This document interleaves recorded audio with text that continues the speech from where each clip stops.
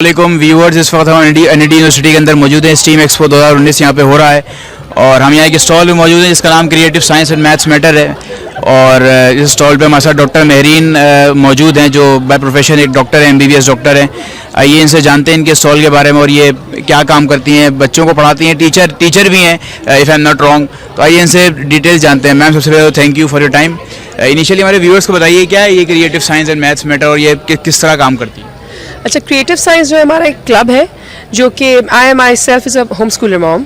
तो मैं अपने बच्चों को पढ़ाती थी, फिर उसके बाद idea came in my mind कि और बच्चों को भी पढ़ाना चाहिए। इस तरीके से मुझे ऐसा लगा कि मेरे बच्चे जो हैं वो प्रोजेक्ट बेस्ड लर्निंग में बहुत ज़्यादा अच्छा मुझे आउटपुट दे रहे हैं और कोई वो चीज़ जो एक टेक्स्ट बुक से समझ नहीं आ सकती, तो वो अगर हम प्रोजेक्ट के थ्रू कराते हैं या कोई हैंड्स ऑन एक्टिविटीज़ के थ्रू कराते हैं तो वो ज़्यादा अच्छी तरीके से समझ लेते हैं। तो इस वजह से मैंने एक क्लब बनाया and some of my peers they encouraged me कि नहीं आप और जगह भी करें, तो ये बहुत लोगों को पसंद आएगा। और जब पढ़ाना शुरू किया तो अल्हम्दुलिल्लाह मुझे बहुत अच्छा रिस्पांस मिलता है लोगों का।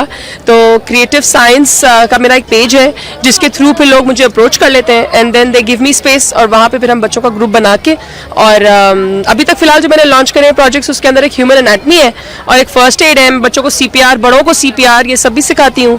लेकिन अब आगे इंशाल्लाह ये कि केमिस्ट्री, फिजिक्स के अंदर भी कुछ ऐसे टॉपिक्स हैं जो बच्चे नहीं कर पाते, जो उनको एक बर्डन लग रहा होता है, लेकिन जब वो हम उनको एक्टिविटी के थ्रू कराते हैं और वो साथ साथ उसके क्राफ्ट कर रहे होते हैं। कुछ वर्किंग मॉडल्स हैं मेरे पास जो मैं आपको दिखाना भी चाहूँगी।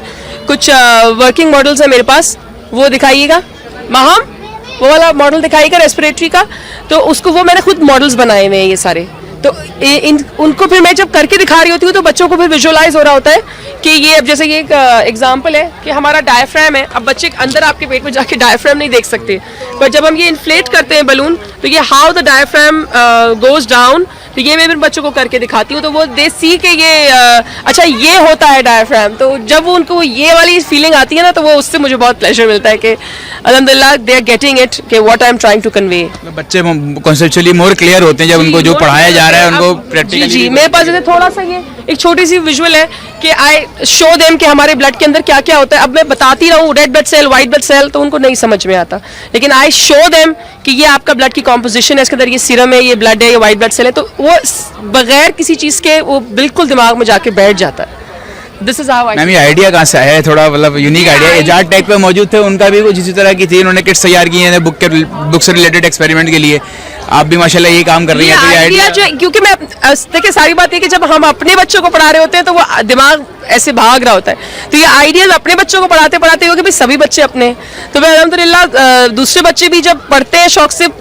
सब्जेक्ट कोई भी मुश्किल नहीं होता, सब्जेक्ट का पढ़ाने का तरीका होता है कि जो बच्चों को समझ आ जाए। और कोई भी चीज़, अब एनाटमी कहने को मेडिकल का सब्जेक्ट है, लेकिन ये छोटे छोटे मेरी 6 years की भी बच्ची है तो उसको भी एनाटमी समझ में बहुत अच्छी तरीके से आ जाती है जिस तरह से हम पढ़ा रहे हैं अल्हम्दुलिल्लाह। MBBS डॉक्टर को ये करने की क्या जरूरत है?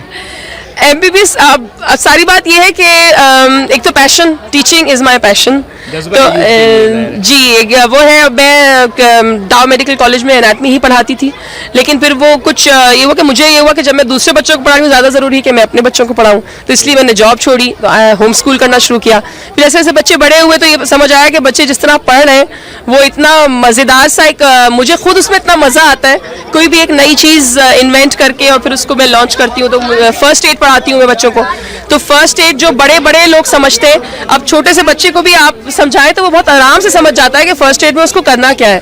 तो हम जब तक बच्चों को खुद इक्विप नहीं करेंगे तो वो कैसे एक रिस्पॉन्सिबल सिटीजन बन सकेंगे। जनरली जो है ना इंसान उन प्रॉब्लम के सोल्यूशन दुनिया को देने की कोशिश करता है जो प्रॉब्लम खुद फेस की हो। तो क्या आपने अपने एजुकेशन टाइम के बड़ी प्रॉब्लम फेस की थी? क्या मुझे पढ़ाया जा रहा था लिटरली मैं आपको बताऊं कि मैं पीरियोडिक टेबल जब पढ़ती थी तो मुझे कहते ये क्या भला है, इसके अंदर क्या है, ये एलिमेंट्स क्यों है। लेकिन जब हमने इसको एक्सप्लोर करना शुरू किया, अब मेरा 9 years का बच्चा है, मैं उसको 9th की केमिस्ट्री पढ़ा रही हूँ और उसमें हम उसको एटम्स पढ़ा रहे हैं, एलिमेंट्स पढ़ा रहे हैं और 20 एलिमेंट्स वो पढ़ चुका है, लेकिन हर चीज़ का इसमें दिखाते हैं ये इसके अंदर मौजूद है। जब उसको एक एग्जाम्पल से दिखा, इसके कितनी देर लगती है फॉस्फोरस दिखाने में कि ये माचिस की तीली में मौजूद है। तो अगर आप उनके को जो भी टॉपिक आप पढ़ा रहे हैं उसको रियल लाइफ से रिलेट कर दें, तो जस्ट एजुकेशन क्या है, लर्निंग क्या है, आप एक्चुअली बच्चे को ओरिएंट कर रहे हैं टू योर एनवायरनमेंट। यही तो कर रहा है वो बड़ा होते होते, और स्किल डेवलपमेंट। तो वही हम करने की कोशिश कर रहे हैं कि बच्चे को ये बता दें कि इसकी एप्लीकेशन किधर है। फिजिक्स की भी अगर आप बुक से पढ़ाते रहे, जब तक एप्लीकेशन ना बताएं तो फिर फिजिक्स सबसे बोरिंग सब्जेक्ट है। आई थिंक ये बहुत ज़रूरी है बच्चों के लिए। और अगर अपने अपकमिंग वर्कशॉप्स के बारे में बताना चाहें मेरे व्यूअर्स को। अपकमिंग वर्कशॉप्स के आप अगर चाहें तो एक वो ले सकते हैं, वो सारी वहाँ लगी हुई हैं। आपका मेरी सेव अ लाइफ के नाम से 2 जगह वर्कशॉप्स हैं, एक PCHS में है, एक नॉर्थ नाजिराबाद में, एक 25th को, एक 26th को है। बाकी DHA में डी प्लेस एक इंस्टीट्यूट है, वहाँ पे मेरी 2 Feb से शुरू हो रही है एवरी सैटरडे मेरी ह्यूमन एनाटमी की क्लासेस हैं। तो उसके लिए मेरा फेसबुक पेज है, उसका नाम है क्रिएटिव साइंस PK के नाम से। तो अगर आप उसको ज्वाइन कर ले तो उसमें सारी अपडेट आती रहती हैं।